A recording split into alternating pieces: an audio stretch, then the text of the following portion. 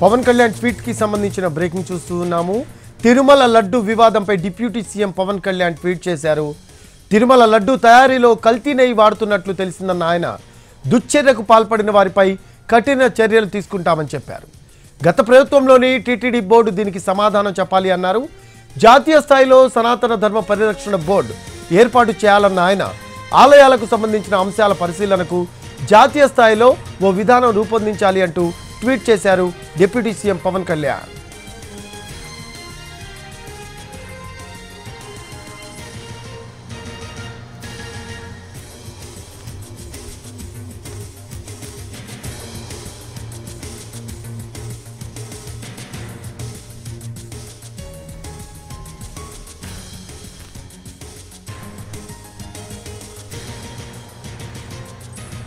తిరుమల లడ్డు వివాదంపై deputy CM Pawan Kalyan tweet చేశారు.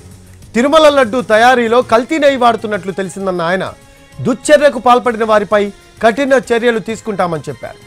గత ప్రభుత్వంలోని టీటీడీ బోర్డు దీనికి సమాధానం చెప్పాలి అన్నారు. జాతీయ స్థాయిలో సనాతన ధర్మ పరిరక్షణ బోర్డు ఏర్పాటు చేయాలన్న ఆయన ఆలయాలకు సంబంధించిన అంశాల పరిశీలనకు జాతీయ స్థాయిలో ఓ విధానం రూపొందించాలి అంటూ ట్వీట్ చేశారు.